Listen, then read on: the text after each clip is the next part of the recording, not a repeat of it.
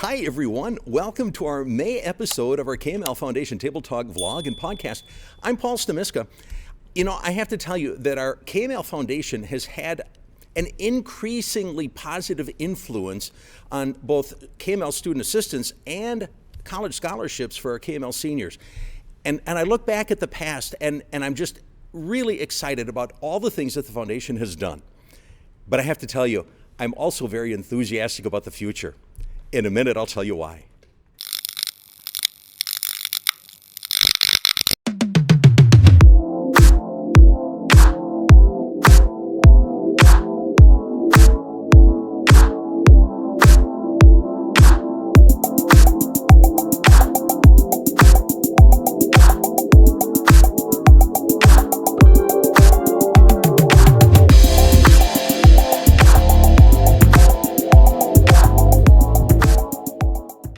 My guest this month is Dylan Rusch. Dylan is going to be taking over as our new gift planning officer after my retirement, and I wanted to introduce you to him. And so, welcome, Dylan. Thank you, Paul. Really excited to be part of the vlog for the first time here.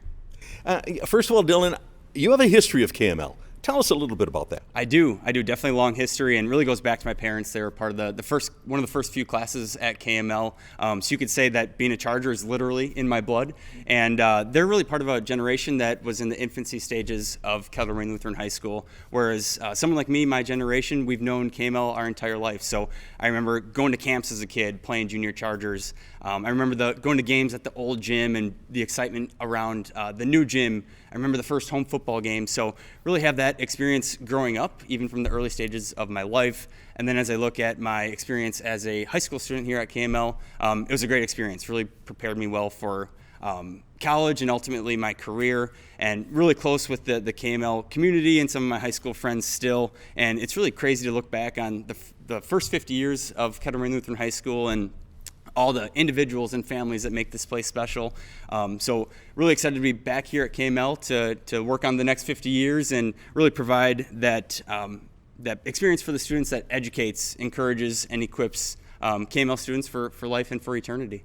Yeah, it's interesting because I don't think you probably knew me, and I barely knew you because you graduated in May of 2011. I came on board in January of 2011. So we were together here at KML for a few months. But over the last 13 years plus, I've been here. What have you been doing since 2011? Yeah, a lot. So after graduating, went to Edgewood College in Madison, got my bachelor's degree in business marketing, played basketball for 4 years, and most importantly, met my wife Megan there at Edgewood.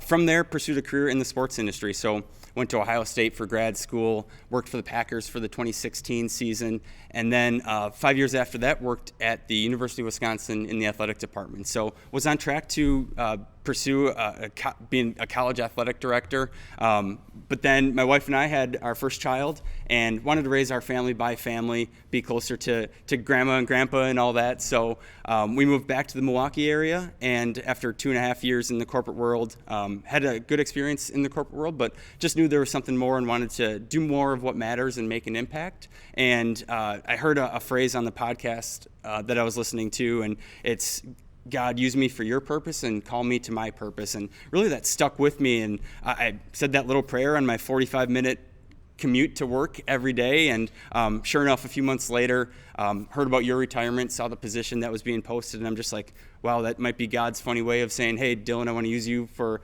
my purpose and to call you to work your purpose. So, and really think that this position allows me to fulfill my talents, skills, connections in a way that'll serve the ministry here at KML. Wonderful.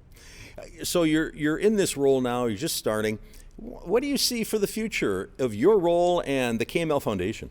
Yeah, so really excited to engage the KML community of multiple generations, whether it's my parents' generation, my generation, or future alumni as well. And really looking to hold a few events. We have a few cool events coming up. We have we just had the gala, which was very successful. We have the golf outing coming up July 15th, as well as the clay shoot in September. So looking forward to continuing to make those top-notch events. And then finally, just looking to build on the momentum that you've built with the KML Foundation and taking that to new heights, which provides tuition assistance for families here at KML. And the KML Foundation has gone really a long way since you started, Paul. And could you just talk about where it was when you started and where it is now at this point? Yeah.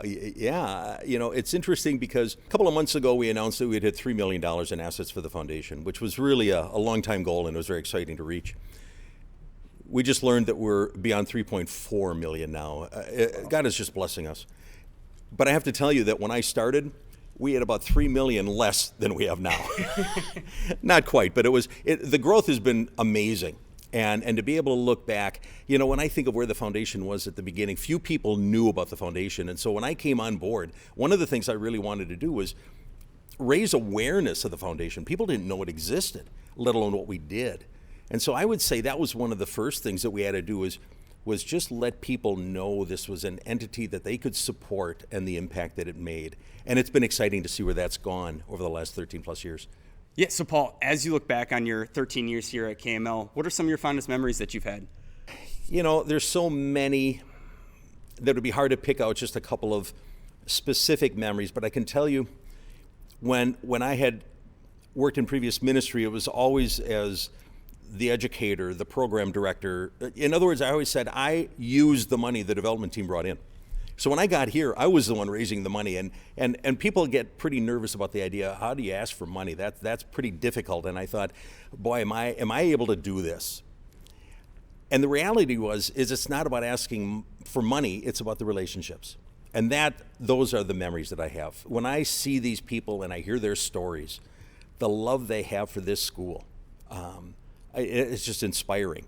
And those are the memories I'm going to take with me. And I'd also say, kind of along the same lines, when I worked on the 50th anniversary book and the history, I got so many more of those stories from the founding families, from the people throughout the years that have made an impact on the school. Those are the memories I'm going to treasure for the rest of my life. Absolutely. And in our 2 weeks together, we've had many conversations about everyone has a KML story. I've shared mine or my family's, and everyone within the KML community has their own story. So it's cool to share those stories and hear those stories and allow people through the foundation a way to give back to a ministry that's been such a blessing to them. So Paul, what are your hopes and dreams for KML and the KML Foundation going forward? The easy answer is receive more estate gifts, receive more money, grow the foundation so it can make more of an impact. And that, of course, that's obvious. But to me, it's not about just the dollars. It's what do you do with those dollars? The fact that we have families coming and saying, I'd love to get a Christian education here at KML, but I don't know if I can afford it. And we can say, we've got help for you. You can send your child here. When I look behind us here at the PAC, and when we first built this, people wondered, why'd you build it so big? And today in chapel, when you come here every morning and you see this just about filled with students and faculty, it's special because you see that continuing to grow, and not just more students, but it's more opportunities to share the gospel with more people. So I see that. And secondly, as the foundation grows, I foresee, and it won't be too far in the future, we're going to be able to do more.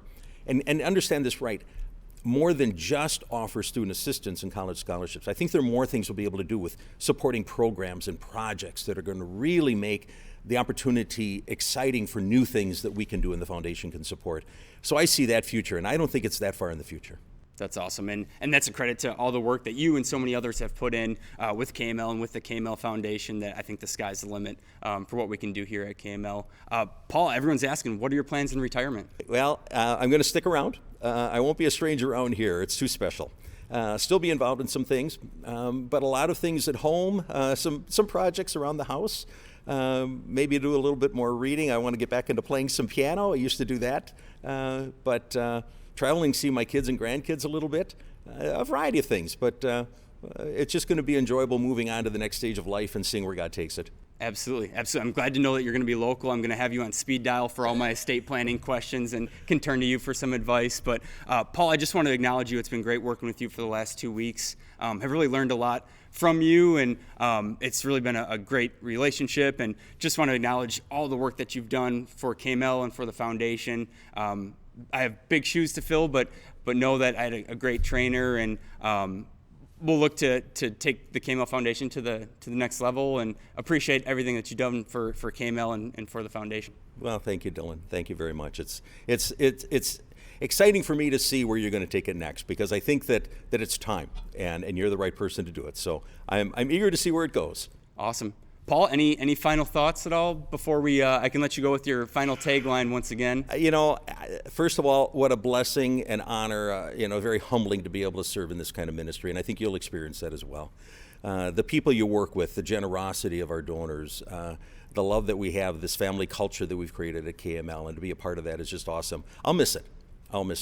But I'm going to be praying for the continued growth of the school, for your role here, and the future of KML.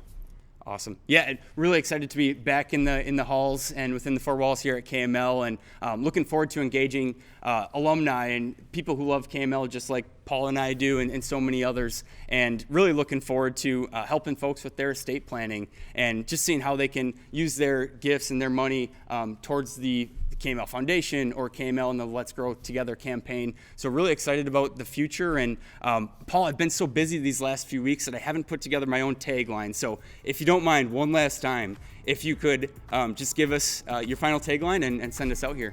And remember, we do this because it's your life, it's your plan, and it's your legacy. Thank you for viewing. We'll see you next month.